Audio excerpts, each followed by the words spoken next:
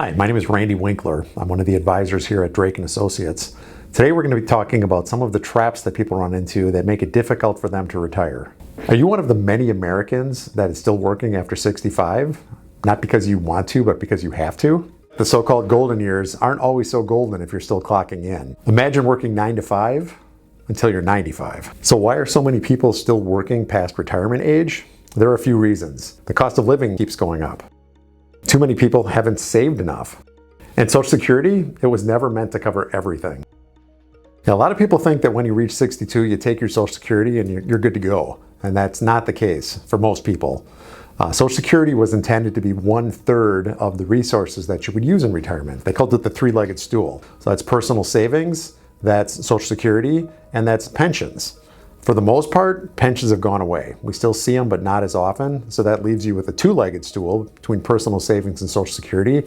And that's obviously not as stable as the three-legged stool. Social Security is a very important part of the mix, but it's not going to be covering the bulk of your expenses. It covers about 37% for most people. So that means the rest has to come from personal savings. And most people just haven't saved enough. Not to go into all of the 500 ways that you can take Social Security, but there is a structure that works for different people. You can start as early as 62 and get a small benefit for a long period of time, or you can wait until 70 and get a large benefit for a shorter period of time.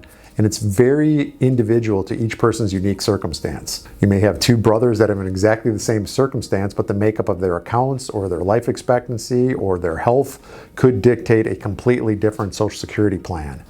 So Social Security isn't something just to jump into and just turn it on because you've reached that age. There's a lot of pitfalls and a lot of landmines that you can step on if you do it incorrectly. And let's be honest, your retirement plan can't be to win the lottery, although that wouldn't hurt. But what does never retiring actually look like? Financially, you still need an income to pay the bills and pay your debt. Health-wise, you're probably experiencing stress and burnout because you've been working for decades and decades. Lifestyle, forget traveling the world. You're just asking time off from your boss for some mental health days. Now, it's not all doom and gloom. A lot of people continue working because they love their job. They don't want to retire. But it's different if you choose to continue working than if you have no choice but to continue working. So for many people that have planned ahead, in retirement, it's a time where they could maybe do some mentoring or consulting. Maybe they're volunteering, traveling, teaching. There's a lot of really fulfilling things that they can spend their time on. It's a different situation if you're required to work and you have to find a job just to pay the bills. So what can you do to avoid working forever? The key is planning, and there's some small things you can do to get started today. First thing to do is save consistently, even if it's a little dollar amount. It's not timing the market, it's time in the market. You have to have the money working for you for longer periods of time to get the benefits that you're going to need to be able to use that money in retirement. Also, automate it.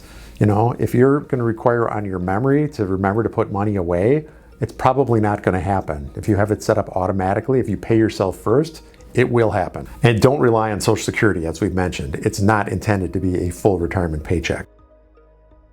And diversify your income, side hustles, investments, other things that are going to give you freedom later on, that are producing income even when you're not working. So what if you never retire? Well, good news, you win Employee of the Century. But it's probably not an award that you really want to win. But really, retirement should be a choice. So plan today so future you can relax. Thanks for joining us today. Come back next week where we're going to talk about Mike and Scott, two friends that have a lot in common, but their Social Security plan is completely different.